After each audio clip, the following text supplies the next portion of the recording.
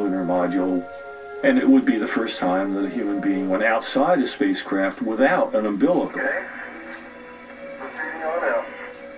Dave's in the command module, hanging out the hatch with a movie camera, when all of a sudden he says, hey, hold on, my camera just jammed.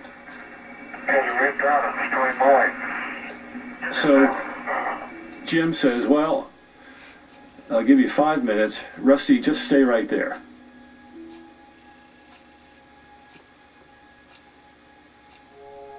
I'm just floating there, almost as if I'm naked in space. And all this stuff starts coming into my mind. I'm here because life has evolved on this planet.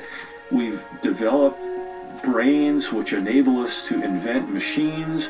In combination with those machines, we're able to extend our environment. And here I am on the frontier of this evolutionary process.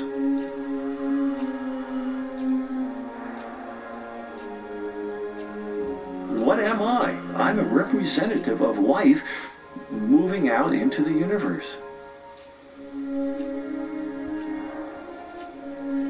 So the idea of Mother Earth, that phrase has real meaning. From the outside, you can look back. The child now sees its mother.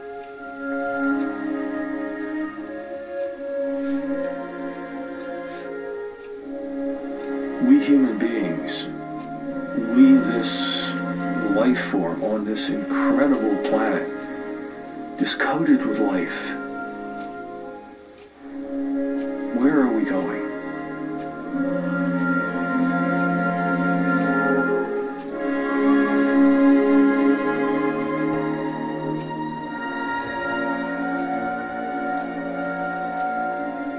Photographs of the Earth from space were a different kind of mirror than we had ever looked in before. It flips you from the world that we're in to a planet that we're on. The image, I think, was maybe the most reproduced image in American history. We suddenly realized that the Earth was a very small thing. Much as if you live on an island, you are much more acutely aware of the limitations on your resources and on your ability to pollute. That photograph of the Earth and this vast sea of space did pretty much the same thing for the whole planet. Looking at the Earth as a whole, in the lifetime of their children, they're going to have destroyed the quality of the air and the water all over the world. And looking at perhaps the made the globe Earth as a unlivable whole, in a half century, they'd do something about it. But this is not well understood. seeing it Senator all Nelson as was one, one of my very best friends. He was a great and we're governor all on it. of So Wisconsin, and he was a great conservationist.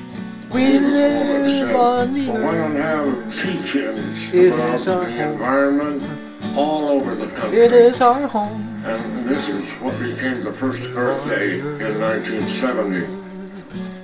He learned It very is our passionately mother. about conservation issues throughout his entire career. Efficient, clean, For each mass other, transportation, yeah, which is yeah. what this country must come to. Look at the He Earth decided as to a set up whole. a steering committee and It's actually all make one. this begin to happen. One planet that Already, is Pete our McCloskey, a home. Republican Yeah, congressman yeah. from California who was an ardent environmentalist, to co-chair it with him. The preservation of the environment is going to have to be a very top item. For that reason, I just delighted to support it. The Republican Party in my lifetime had been an environmental party. But man, by 1970, it was hard to find Republicans that put the environment anywhere in their top 5 list of priorities. But Gaylord, he wanted it to be bipartisan. So he said, Pete, would you be co-chairman? Would I be co-chairman? It meant everything that I wanted to do in the world. So I think it was in December, January 1970, we hired Dennis Hayes to be the director. And Dennis comes to Washington with about 20 or 30 kids that are about 18 to 22, the oldest. And they send out newsletters all over the country to every student body present, 10,000 high schools, a couple of thousand colleges. Would you like to have an Earth Day on April 22nd? What we were trying to do was to create a brand new public consciousness that would cause the rules of the game to change. It was somewhat ironic for something called Earth Day to be entirely focused on the United States. But remember, we had virtually no money. We had incredible aspirations, but there was no World Wide Web.